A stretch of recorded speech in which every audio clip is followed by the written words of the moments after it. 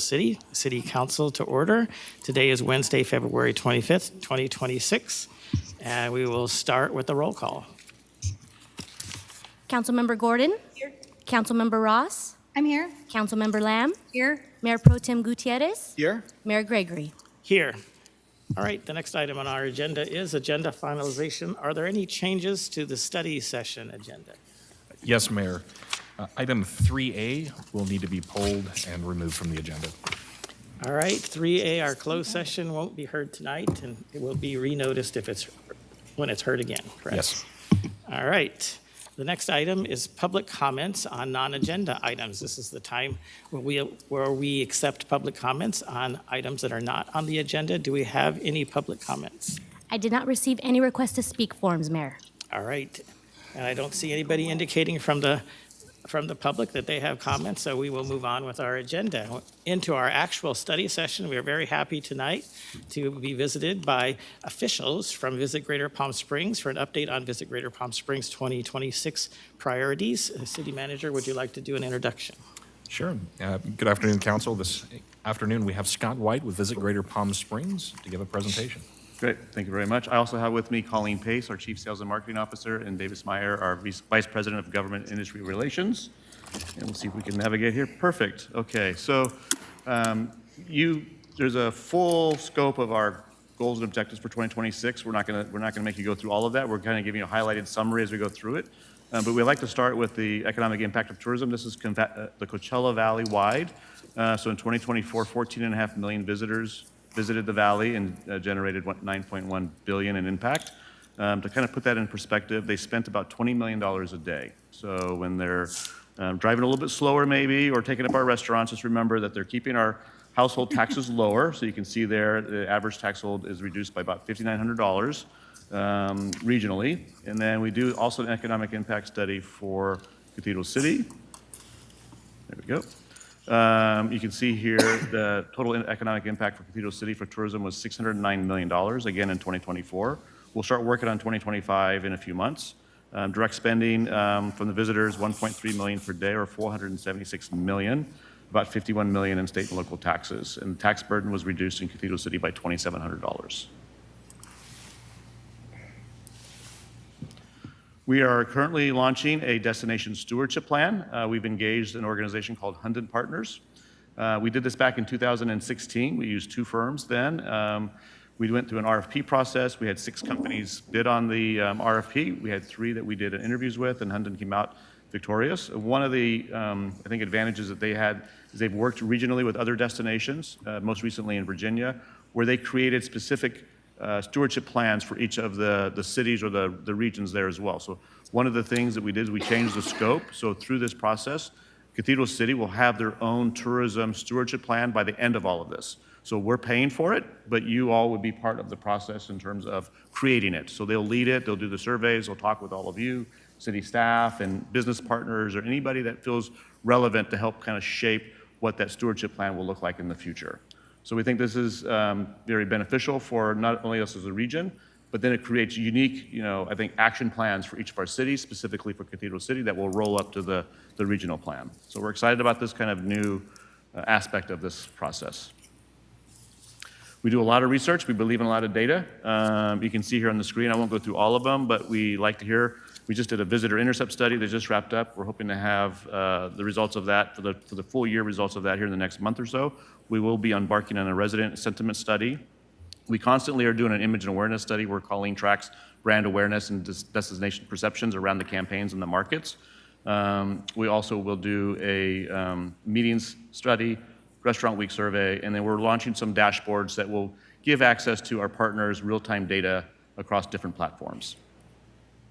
So priorities of focus, we sit down with the board and the JPA twice a year to make sure that we as an organization are moving in the right direction. We want to make sure that there's alignment. One of the areas that changed, I think 2 years ago, was we've always been focused on trying to increase demand for the summertime, but talking to our hospitality partners, hotels specifically, really to try to also expand that focus into shorter periods like May and December, and then also look at time periods. So as an example, in 2025, as we were coming into that year, we recognized from the hotels that the fourth quarter was a little bit soft. So we redirected some funds and some efforts to make sure we can drive more business to that time period. So we're always trying to understand and make sure we know where the opportunities are in each of the cities and across the valley as well. And then obviously we're expanding our peak marketing for air service development.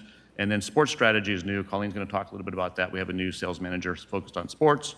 And then on economic diversity, as you know, the JPA came to us about a year and a half ago, and this valley has really not marketed itself outside of the valley for economic development. So Sean Smith on our team is our economic development director, working with Davis. We have campaigns now. We're out actually communicating to that audience, similar to what we do on the tourism side, about the opportunities that exist in this destination, and it's an opportunity to invest and hopefully expand their business or start their business. And we're also going to work on worker retention or an attraction into the destination as well. And one of the other areas that we're focused on is an indoor sports complex. We did a study on that, and we're going to talk about it here in a little bit. And of course, we'll continue to focus on sustainability, cultural heritage, accessibility, community engagement, and advocacy. Air service, for those of you that aren't familiar, we get involved with air service development with the airport. The FAA limits the ability what the airport can do, so we have more flexibility to engage with the airlines in different agreements. As an example, the Washington, D.C. on the United bullet point there is coming back for a second year. We engaged United a couple of years ago wanting nonstop service from the Washington, D.C. area. It's a big market for our group business. United also added Newark this year, so we have Newark. Alaska is coming from JFK as well, from New York, and then Delta's added JFK as well. American added Charlotte. We had some increased frequency in Chicago, and some new service from Austin as well. So air service is the lifeblood for our industry and for our valley. We want to continue to expand that and focus again, how do we shrink the summer season and have the flights start earlier and extend longer, and then obviously we want them to stay year-round. One of the efforts that we're embarking on that's launching this month is really to show our support for Canada, and I think you're going to see from Colleen as well, talk a little bit about what we're doing from a PR and marketing standpoint. This will be going out to the businesses and have an opportunity to utilize this toolkit to show that the Canadians that are here, that we appreciate them, we love them, and as a valley, we really appreciate what they bring to our destination. And with that, I'm going to turn it over to Colleen Pace, and she's going to start off with convention sales. Do you want us to ask questions as you're going or wait till the end? Whichever you prefer. Whatever you'd prefer. We're flexible. So I know that there's still some other areas to cover, so unless it's something very specific to what he's saying. It was specific to flights, and I'm sure we all have a shared view on that we're catching a lot of flack from our constituents on over flights, that there's more flights coming over our neighborhoods and our city. And it wasn't just me. I was in a meeting today and mentioned it, and many other cities said the same thing. What's up with that? I don't operate the airport. We only, market the airport and work with the airlines, but I don't have anything to do with any of the noise. That's Well, don't completely, talk to that's them all about PSP. that. I mean, I'm sure other people have brought it up. No? I have, Not with us. yeah, I have not heard. I know Yeah. that the airport has heard that feedback, but we specifically don't get. Okay, now you've heard it once. You can't say you've never heard it. Now you've heard it Now once. we've heard it, Yeah. yes. Good afternoon. Wonderful to be here on this beautiful day in Cathedral City. As Scott mentioned, I'm going to start off talking about convention sales. This is a very important part of our tourism ecosystem. Here you can see the number of room nights that we booked as a team into the destination in 2025. So this would be for the year, or future years. The number of rooms we booked is 262,000 plus room nights. That's a record year. That is the most that we have booked on record and the most that we've booked since 2018. That's $238 million in economic impact, which is incredible. It equates to 428 meetings bringing into the destination and 1620 hotel leads, estimated at 82,000 jobs generated from that. Is there a clicker? Oh, the mouse. Sorry. Okay, great. In 2025, we've always had a focus. Oh, that's wonderful. Thank you. Okay. In 2025, we have an added focus for off-peak business for groups, and you can see here we identified some periods of time that we worked with the director of sales and marketing. So need periods like summer, which is no surprise, but also May and September and Q4 were both identified as need periods. So we added focus for our team for that. We set goals to those timeframes, and as you can see from this chart, we were able to exceed those goals that we set for ourselves in 2025. Part of the strategy is incenting business to come during the off-peak period, also hiring Emily, who Scott mentioned, our sports sales manager, to attract sports business within those timeframes as well. For Cathedral City specifically, we booked 27 bookings, equating to 10,500 room nights in Cathedral City. We sent 239 leads. We supported over 2,000 jobs with those bookings. This equates to 220.5 thousand in estimated TOT, which is a 280% ROI on the amount that the JPA for Cathedral City we collect versus what was booked. 8.6 million was the economic impact on that. And this is the off-peak time periods for Cathedral City specifically, what we were able to book into the city specific. So you can see May, September, summer, and Q4. For 2026, for convention sales, we're continuing to focus on off-peak business. As I mentioned, we also are focusing on partnerships and collaborations. You can see here from all of the logos listed, we have many strategic partners that we work with on marketing campaigns, access to their client database. We host FAMs in collaboration with these organizations, and so there are a lot of ways that we have partnerships and collaborations. We're also forming a sports committee, so sort of the second phase of hiring a sports sales manager is to get a committee intact and really strategize on how we can really incent more business to come into the destination. So we'll have stakeholders involved in that process. We're also establishing a customer advisory board. This is something that we did have before COVID, but it sort of lost its momentum during that time frame. So we are bringing that back. We're making it more of a mentor-mentee structure. So we're bringing seasoned planners with young planners so that they can learn and grow from each other, but also we can learn generationally what meeting planners are looking for these days in terms of the younger generation coming up.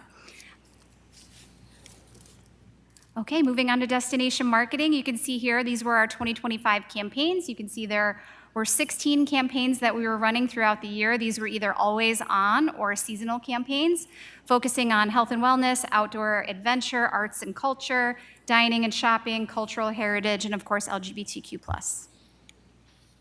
From those campaigns, we garnered 30.8 billion impressions throughout the year. That's the most that we've ever generated. So excited about the reach that we were able to achieve. That was also 2.3 million television spots, 22 million convention sales impressions, 2.7 million website users, 528,000 social media followers, and 28.5 million social media views.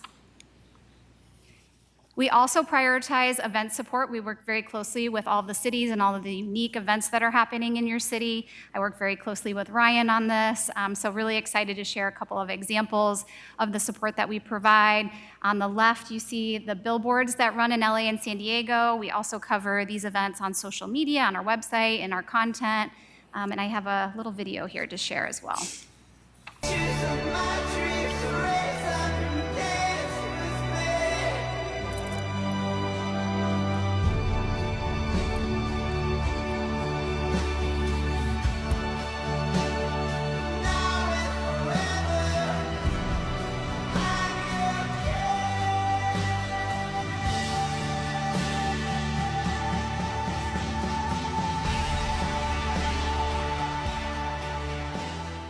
I know we're looking forward to getting that balloon back. So, Have that in mind. yeah, I was going to say. So, yeah, we may need to partner with you again sometime in the future regarding Yes, the balloon definitely. again. Absolutely. Ryan and I have been talking actively about Excellent. that. Thanks so much. Also, a lot of social media coverage. Just wanted to give a couple of examples of some social media spots that Cathedral City businesses are included in.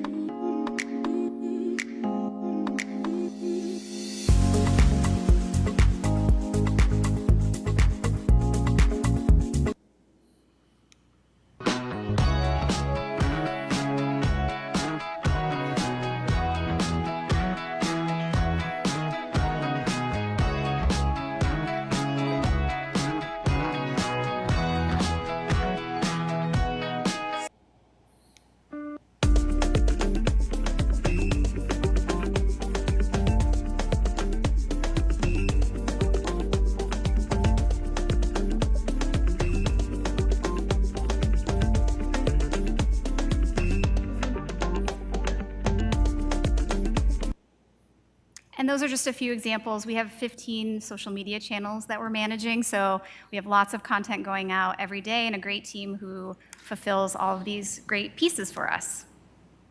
For 2026, a few of our goals, as Scott mentioned, you have the full 42-page document to look at, but we do have a few that we wanted to highlight. New brand campaign, Where You Shine. This is something we're going to be launching internationally as well as to our LGBTQ+ audiences to really talk about the welcoming, inclusive nature of our destination, how you can be yourself here, and that all are welcome. So this is launching this quarter.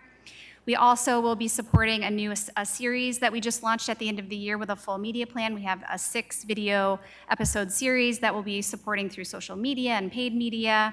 We have a new social media series that we're creating this year as well to launch before summer. We'll be promoting outdoor adventure and sports, again, to align with our sports strategy. And then we're also putting together a new brand campaign for summer 2026. In the past, we have had our Check-in, Chill Out campaign, which evolved to Born to Chill. And this year, we're going to try some new messaging, Play for Days. These are just mock-ups because we're in sort of the development stage. But we'll have a full new campaign, including new photography and video that we'll be sharing with all of our audience as well. And the Escape series, this is just an example of one of the pieces for the Escape series. There is volume, I think. No? No audio? Okay. There is audio.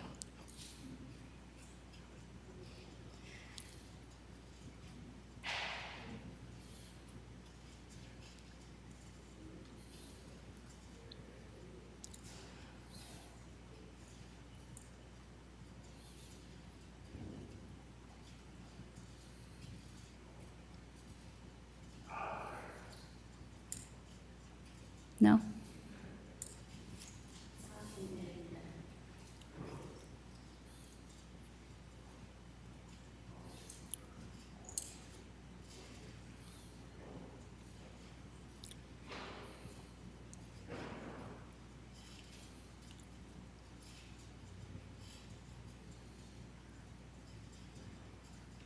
It's okay, it's kind of Good, zen. good reason to go to our YouTube channel to watch it. No, I can send it with the audio as a follow-up, but really great piece.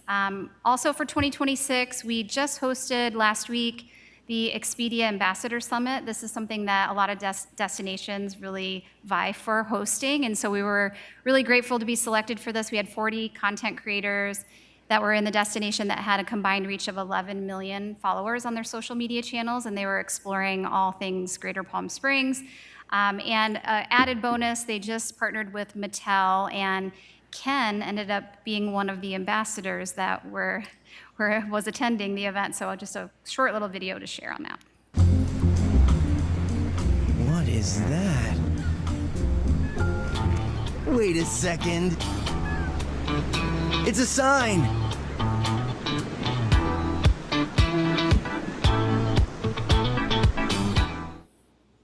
There's already been a lot of fun posts about that, so if you're following our channels, you'll see those there. We also expanding our TED conference sponsorship. We're the exclusive travel sponsor for TED that's hosted in Vancouver. Last year was our first year of that sponsorship.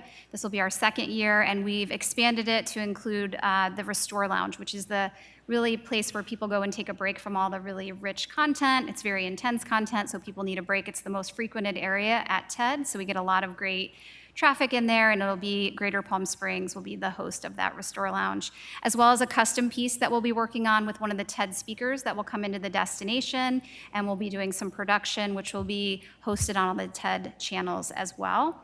On the international front, again, kind of capitalizing on the global spotlight that will be on us for World Cup and Olympics. We'll be doing things surrounding that, as well as continuing our Canadian efforts, as Scott mentioned, through our own efforts, as well as some co-ops that we do with Brand USA and Visit California.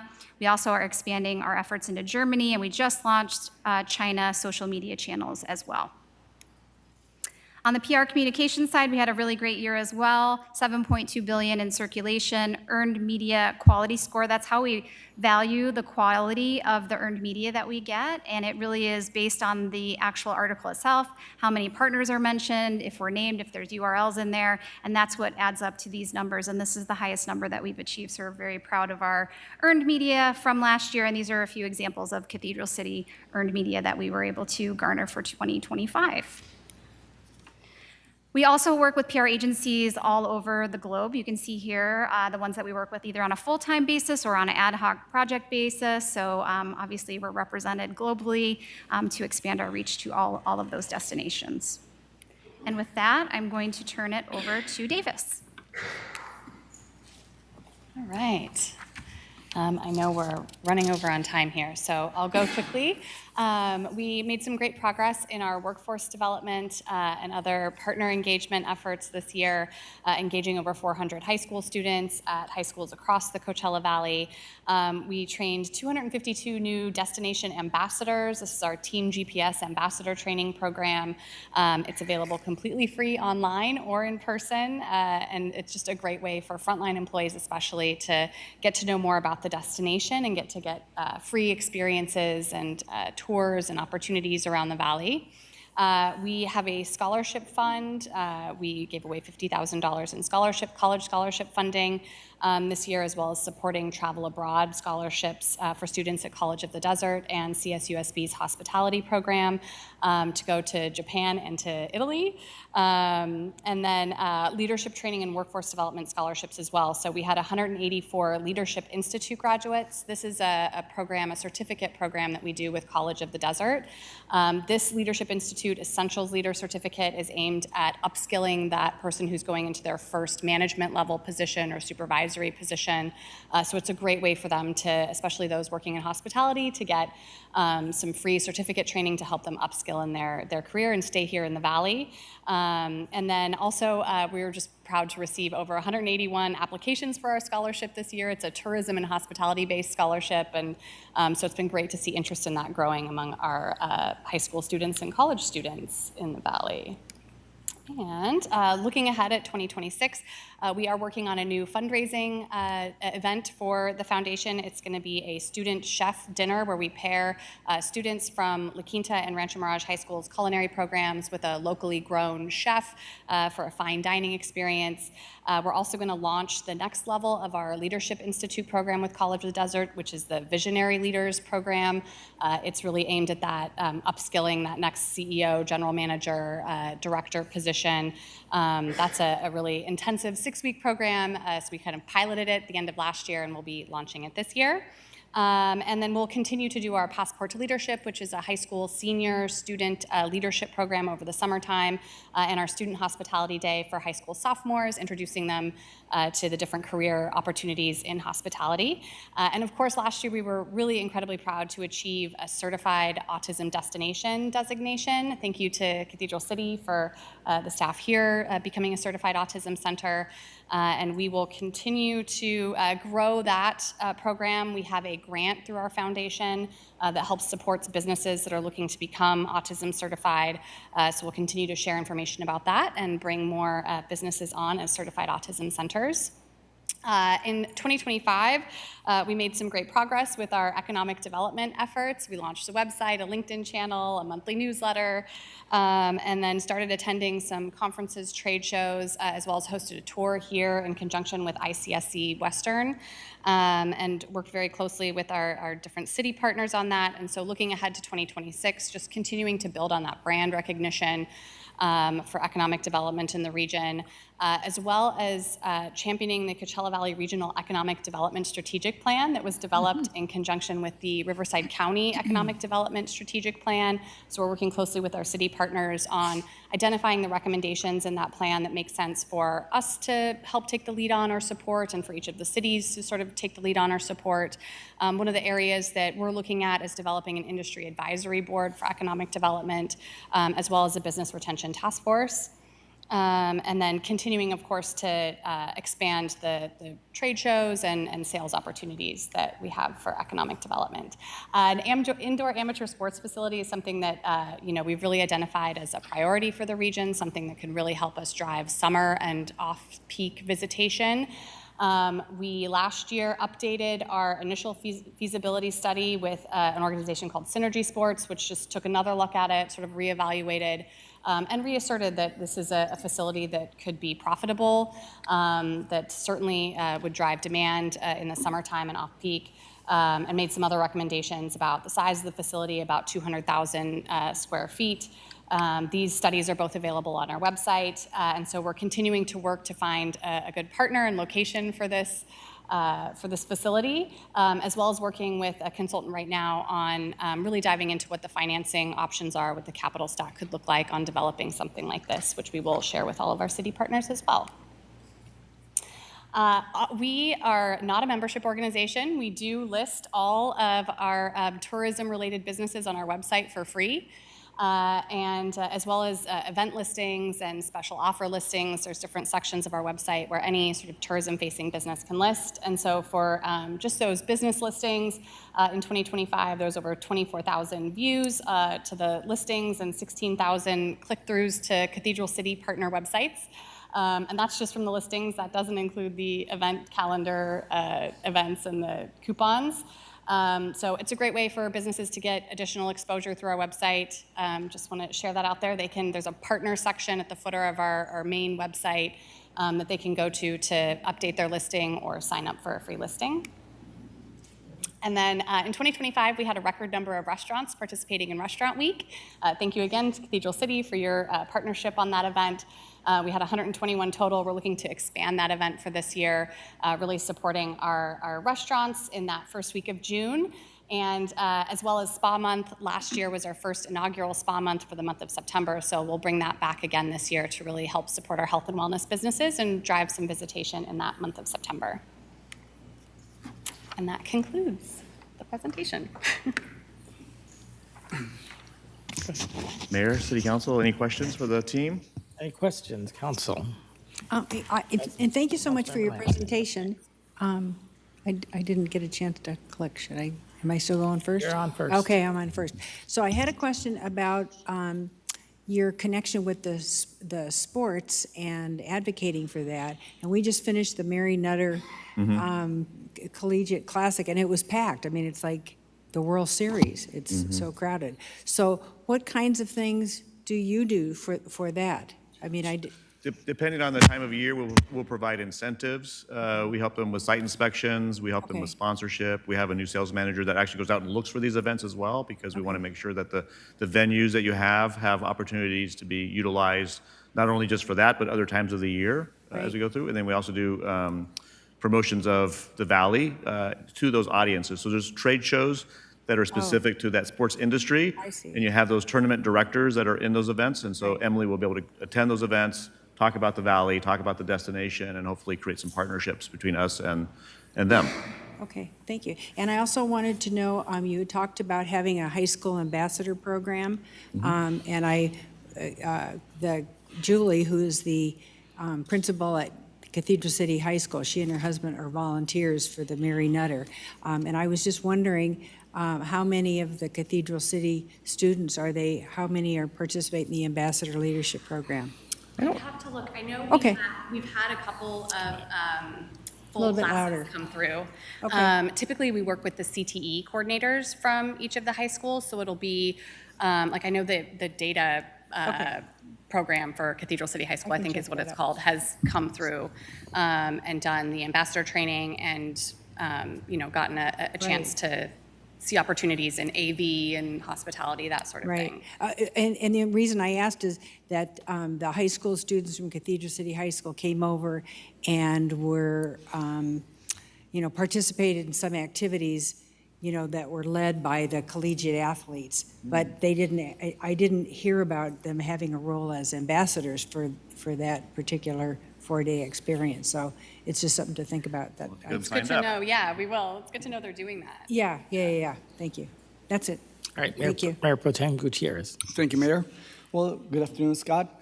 I want to thank you and your staff for all the wonderful things you guys do for not just Cathedral City, but for the entire Coachella Valley. It was 3 years since I attended one of your meetings, and the last meeting I attended, I came back and I reported to our city council.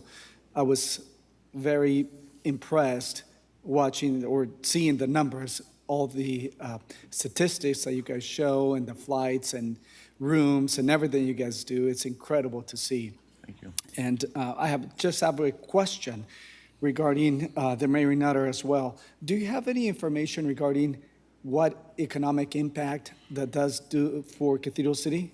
I don't know off the top of my head, but I can kind of take a look and see. We have an economic impact calculator, so depending on what information we can gather from the event organizer, we can create an estimate for that. So I'll have to check with Carolina, our VP of Sales, and see if we have something like that. And if we have the right information, we can put it into the system, and it'll provide an estimate. So let's work on that, and we'll follow up with you. Oh, thank you. I appreciate it. Yeah. Thank you. Keep up the good work. Thank you. Councilmember Gordon. Thank you. That was fascinating, and I really appreciated it all. Could you talk a little bit more about the master plans that you have in the works and how those will function? Obviously, you've got all these desert cities. We're all competing for tourism dollars. So how are you going to sort of pull those individual interests and priorities together into that master plan? Yeah, we literally had So our there's, you know- we literally had our kickoff call this morning with Hunden Partners. So they're going to basically draft with us kind of a schedule and what will take place in terms of interviews. So they will create opportunities for surveys, whether in person, focus groups, online, and so forth, to gather information from all of you, from city staff, from your community, from business leaders, and so forth, and then organize that. And they'll put that together into a plan in terms of opportunities and compare that to other destinations on what they're doing. And there's some similarities to this city or this destination to maybe other areas and what has worked and been successful, and then provide that as examples to help you have that kind of vision to be able to look forward into the future, if that makes sense. So it's a very long term, it'll take about a year to go through the process. So It's exciting, and I'm assuming they'll sort of harmonize among the cities. Sorry?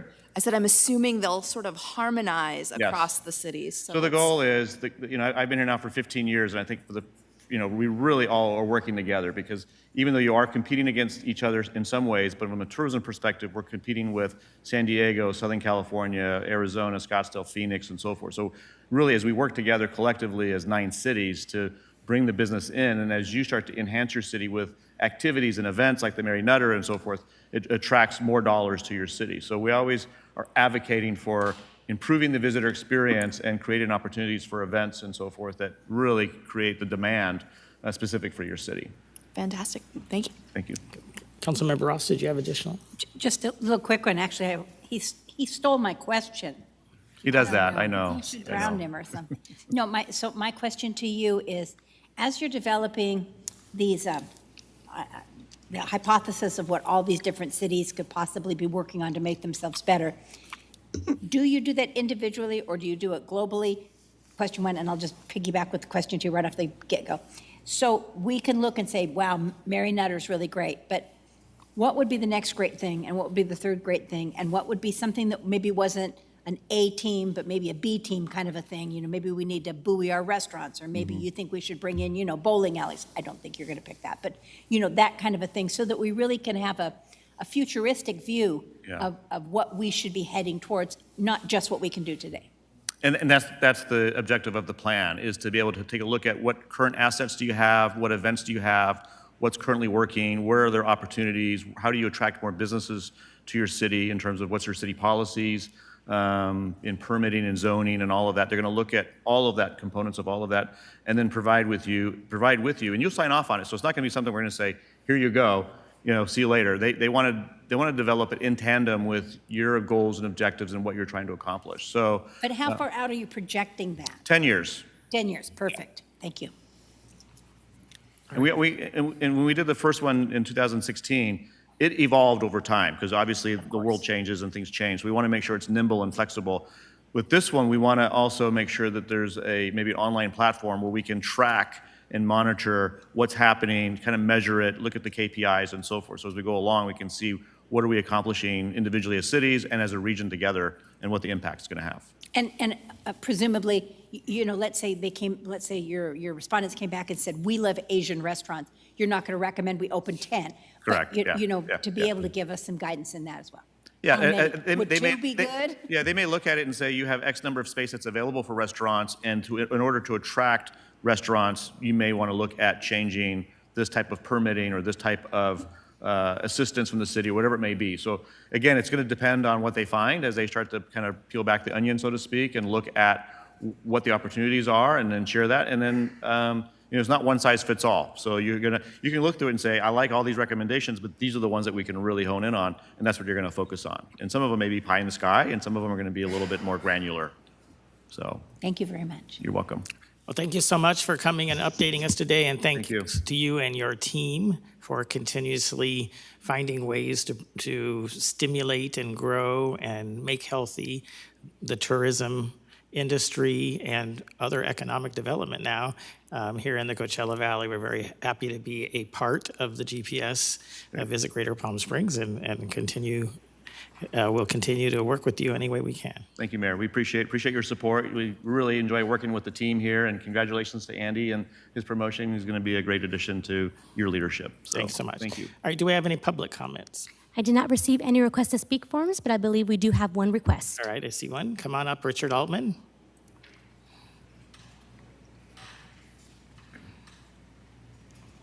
Mr. Mayor, Councilman, Richard This one Altman. right here. Here's the speaker. Sorry, wrong one. There you go. Richard Altman, he owns CCBC Resort Hotel, the largest clothing capsule gay resort in Southern California. I would like to know from Scott, who does a great job with his organization, how many reservations does my hotel get? Okay, so this isn't question and answer, so right. you can I'm sorry. pose rhetorical questions or Okay, maybe speak how to many him in the. reservations my All right. resort gets? Scott is right. The organization does a terrific job, but they all fight each other. Palm Springs fights Cathedral City for the business. Rancho Mirage fights it for the business. We at Cathedral City has I think 7 hotels. We have to work together with their organization, with the council, to tell people what's the benefits of coming to Cathedral City. We do not do that. I do that at my resort. And that's the reason why we're busy. We bring people in every week, filling up the hotel. And if I had more rooms, I would fill it up too. But in case that didn't happen. So what I'm suggesting to the council, if we could form a hotel and restaurant association to work with this great organization to accomplish what Cathedral City wants. Not what Palm Springs wants. We're sister cities to them. We live off them. They bring in, they have fan trips. I don't think we had a fan trip since I've been 30 years at the hotel in Cathedral City. A fan trip is they bring people in from magazines to look at the city and recommend it to the people. We need to work together as a council, and I reckon myself, if you want me on the council to help you guys do it, I would love to. Because Cathedral City is my blood, and I've been doing it for 40 years. So let's do something and help them and help ourselves, because they're a great organization. Thank you. Thank you so much. Thanks for your comments, and perhaps if you'd like to linger, you can connect on your way out and work on some of those issues. Is there anyone else in the audience that wishes to speak? All right, well, thank you again for your presentation.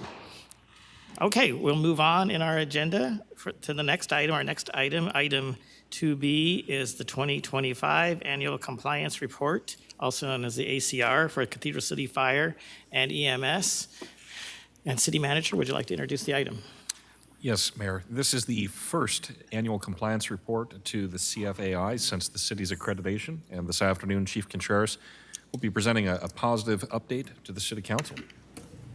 Thank you. Welcome, Chief. Honorable Mayor, Mayor Pro Tem, Council, thanks for the honor of doing this. Like the City Manager said, this is the first of what we hope to be many.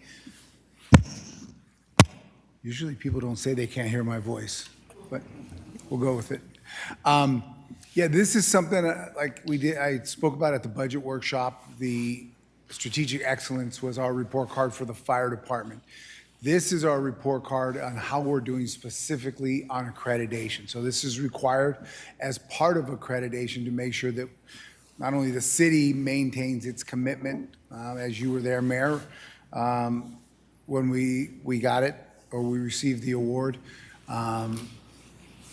that we will do this, right? We've made a commitment that over the next 5 years, we're going to do this. That's what this is. So every year, we're going to be required to come in front of you and say, here's our latest report card.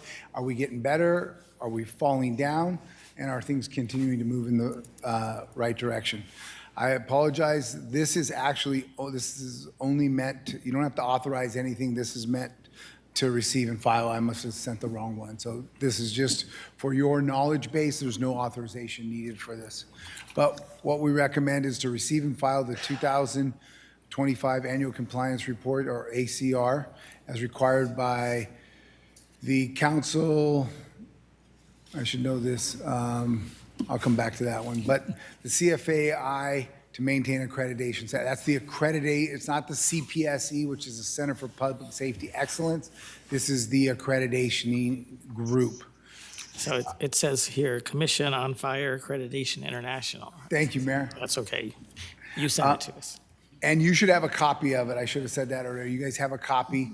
One of the things that you have to publish it, you have to put a document together. Again, they want to make sure that we're not pencil whipping it, which is important. As I said, back in January 2025, we had the initial peer assessment team, and then they issued their final report. That's what this presentation is really going to be going over, that final report. Again, you've probably already heard these, but I'll cover them. There's fewer than 350 agencies worldwide.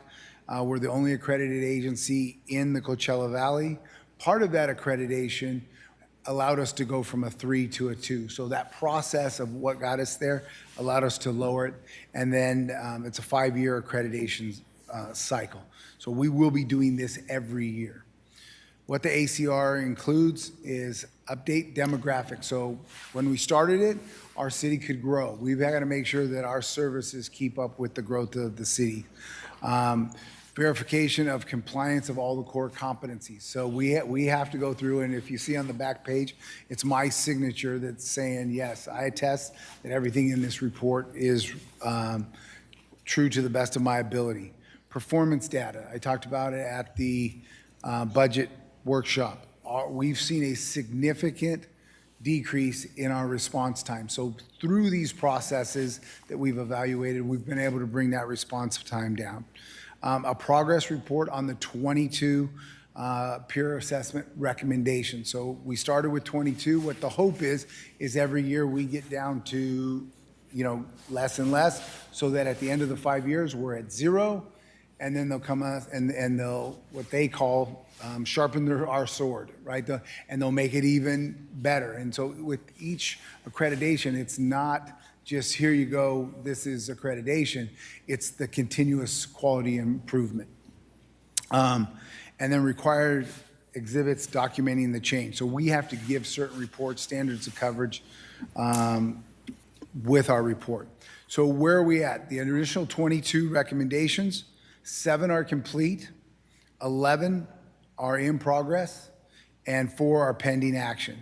So if you look at that, we've made action on 82% of the original recommendations. The other ones, I'll talk about those. They've been a little more challenging, but we are moving that way.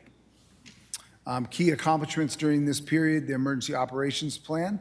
I'm happy to present. We did, I think in a couple weeks ago, I did in the weekly, we did our exercise. Brought city staff together and completed the emergency operations activation of the EOC. Regional interpolarity, we are now partnering with our partners at Palm Springs. So we've got a class later on this month. We're starting to mesh our personnel. We work together, we'll respond to emergencies. Now we're actually training together. The firefighter health and safety, we've looked at all our PPE, cancer prevention. Earlier in the year, I brought to you our physical fitness evaluation. So we're really moving towards taking care of our people and making sure that just like this report card gives us a baseline on the organization, our firefighters now have a baseline on their health and safety. And then I talked about the ISO rating from 3 to 2. The 4 recommendations that we're focused on, I talked a little bit about them at the budget workshop. As the council knows, you approved the administrative battalion chief position, and that's really going to focus on that health and safety, right? When we've talked about it, we have quite a few people out on protective leave. And I believe personally that health and safety program is what's going to start looking at root cause analysis. What is happening to our people, and why are we seeing these numbers increase, and what can we do, not only as a city, but as the fire chief, what can I do to make that better? Our operational readiness remains the #1 priority. So getting what we call Big Red from the fire station to the call, that is everything we focus on, whether it's healthy firefighters, whether it's new equipment, all that, the main focus is to get that piece of equipment to the person's house. Staff is working with the council, obviously, for sustainable staffing. I told the city manager today, I put 2 conditional job offers. We are fully staffed. So all 64 positions. Talking to Chief Tumir, he cannot remember in 20 years that the whole department has been staffed. So that is also going to help reduce the wear and tear, so people don't have to work as much overtime and it doesn't beat them up. I do believe as soon as we get that admin BC position filled and working, we will have another 4 completed this year. So we will make substantial progress on that. Fiscal impact. This year, we had to pay $1,840. It's 1/5 of the $9,200 that's part of the 5-year cycle. We already budgeted, so there's no new appropriations. What are the benefits? It's helped in our grant funding, right? So once you have standards and you say we are this type of fire department, that tells the feds and the state that, hey, these guys operate at this level. And I think that's a big part of like our training grant. I talked about the ISO, insurance premiums. What I like to see, and I think one of the things that we're now positioning ourselves, as a destination fire department. When you got people today, we had 7 people show up for 2 positions, right? That has never happened since I've been here in 3.5 years. So now people are starting to go, oh, we notice about this, we hear about that, right? And it's all about becoming a place that people want to come. And again, as the mayor has said numerous times before, we need transparency and we need accountability on behalf of the fire department. That's what this does. So in conclusion, we're going to continue with the compliance for our 5-year accreditation. We'll have measurable progress. 82% are either completed or in progress. Again, I don't need to talk about the ISO. Transparency, identification of future focus. So I'm not trying to create more work for us, but through this process, we will refine and sharpen our sword, make sure that things are working at a high level, and then make sure that we remain one of the 350 national accredited agencies. With that, I'll take any questions. Questions? Mayor Pro Tem. Thank you, Mayor. Good afternoon. My question is, being such a great fire department, how does that translate and how can we communicate that with our residents and the insurance companies in order to lower their insurance cost? Because as you know, insurance costs have gone through the roof. So how can we actually translate that so we can get credited if possible? So I know with our ISO and the accreditation, Eric from Community Development has worked on that, and when he makes pitches to people he points it out. Especially if you're looking at if you've got a pretty good sized building and you're getting insurance by the square foot, it's going to make a significant difference. I think we've started to market it with every piece of our equipment, anything that has Cathedral City on it, it has those 2 emblems.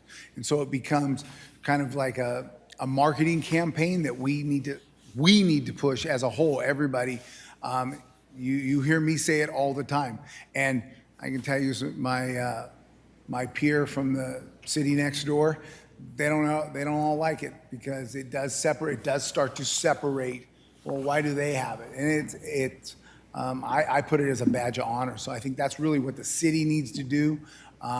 And what we need to continue to do. And then it will become the norm, right? Right now, it's still relatively new. By the end of the 5 years, and now we're re-accredited, that means that we've not only done it once, but we've done it twice. So we let them know what accreditations we have? Yes. And they can actually go online and find that out? Correct. We have that posted in our city website? It's on the fire department website, so the annual report, the strategic excellence, the accreditation report, those are, and the one I provided for you, those are all online on the fire department's websites. Okay, thank you. Welcome. But an excellent point. So for people out there listening, if you're getting ready to renew your insurance, in particularly businesses, but residential insurance is also expensive, you might point out to your broker or agent that the ISO rating has improved in Cathedral City, and they see if they will make sure that they include that in their rate adjustments. So mine is coming due now, and I'll bet my insurance company wasn't quick to jump on that, so I may have to call them and point out and see if they could adjust. Also, Ryan Hunt puts out our newsletter. We do different, every other month, we do different ones. I will work with him. And I'm sure once this is done, the ISO raters, they put out a list of ratings of different communities. So you would think the insurance companies would jump on it, but there's no guarantee that they do. Have you Yeah. seen that happen, where they lower the rates? So I have never seen insurance rates go down, so let's hope they just won't go up as quickly. So, all right, Councilmember Gordon, I see you have actually buzzed in. Thank you. This is an impressive report, and what I think I appreciate most about it is that it gives you benchmarks and accountability, and so it's something that we can track against and measure. And I think reportable measures are very important, and they, in addition to the wonderful public relations that they do for the fire department and for the city, they also give the city and the council and staff things that we can look at and see where performance is good, where there's opportunity for growth, and where there may be a shortfall. And so I think this is a phenomenal report, and I just want to congratulate you on it. Oh, thank you. And you point out, I've met with some community members, and I'm a big believer in the document, right? When you hand that to somebody, what this individual said is, hey, I can use this as a table book. I had not really thought of that, but it does stand the test of time so that it comes back. And yes, for all of us, it creates a level of accountability. Hey, I said I was going to do this. Did we do that? And that's one of the things that I believe having a physical document does that. So thank you. I think your other point about, sort of, we get accredited once, great. We get accredited twice, even better. And I think when you look at other professions, like the medical profession, when you have an accredited physician and they continue to be accredited, there's really an honor in that. And so, again, just congratulations on this. Thank you. Mayor Pro Tem Gutierrez. One more thing. Now, recently I attended a funeral, and this was from a gentleman in Desert Hot Springs. It was one of my extended employees. Her brother passed, and he had an asthma attack at 2 a.m. And living in Desert Hot Springs, they were so worried about calling 911, and they have no idea how long it's going to take for the ambulance to arrive. So they took a chance and they drove to the hospital themselves, and unfortunately, their son did not make it. Now, seeing that our response times is 5 minutes average, 5 minutes and 53 seconds, is amazing. So I just want to congratulate you and let everyone know that we do have the best response time, and I've seen you guys at work, and what you do, it is absolutely incredible for our residents. So they can feel a lot safer. Thank you. Thank you, Mayor. Very nice, thank you. Councilmember Ross. I see you have your I was just your nodding. microphone I was on, nodding so I in didn't know what that agreement. meant. So I We just do have a a lot to be proud of. We do have a lot to be proud of. A quick question. So I know these recommendations actually came from the accrediting agencies, and so you have worked on some, and you have some that are completed. And they have arrows over here, and some of the arrows go all the way to the end, and some kind of go part way into completed. Is there a significance in the? Yes, so we had multiple drafts, we had percentages, and it just got too busy. So the ones that are green and all the way over, those are done, right? If it's halfway, it's about 50% or thereabouts. So yes, there is a reason of why we moved not only the color, but where it is in completion. So some of the ones that are marked completed, but they're not all the way over, they may have some follow-up that's still being done, those types of. You have to come back to them every year. So for this year, it's done, but it means next year, we got to come back to it. Like, Well, that was the other part of what I was at. So the ones that are completed, have you actually then forwarded that to the agency and have they agreed that they're completed, or is that going to be under review? So we write out the actual report is, I want to say 40 pages. It's not the pretty doc, it's actually the text. And on that, I attest to it that everything we say in that documentation has taken place. Okay. And at some point at a re-accreditation, do they actually send someone out like they did Correct. for the initial accreditation, and they will verify all of this? So that's why you want to make sure that you're not sending something that's yes. So It's Exactly. not just trust; they will verify at some point. At the end of the fourth year, that's when they'll come and they'll do it again, and then they'll say, okay, you're good to go for the next, and we'll go through the process that you went through. All right, excellent. I have to echo my peers. Of course, we're very proud of our fire department and very proud of this initiative that you have really spearheaded with, certain select of your command staff to get the accreditation and make improvements, not just what feels like improvements, but actually measured metric improvements that people can see, and we have tangible results, if nothing else, in the improved service and the improved ISO rating. So thank you so much for what you do. And again, I thank you. We had to move it a little bit, but the equipment's starting to come in. So I thank you. That's what's going to make, it's not me. It's our men and women, and it's our equipment that you authorize to get our people there. So Yes. thank you. Thank you. All right, do we have any public comments on this item? I did not receive any request to speak forms. Is there I do anyone in not the, believe we in have the any. audience that wishes to speak on this item? Seeing none, then I will go ahead and move to the next item on our agenda, which is not a closed session, and that has been taken off of the agenda for today. So it looks like we will be in recess, and so I will adjourn this study session. And we will be back at 5:30. I will remind people that the Boys the Boys and Girls Club Meatball Festival has a police versus fire midi preview event starting at 4 o'clock at the Roost. So if you don't have plans and you would like to go over, cheer on your favorite team by sampling their meatballs, purchase your tickets to the actual meatball festival, or just hang out with friends. That will be open at 4 o'clock. Thank you.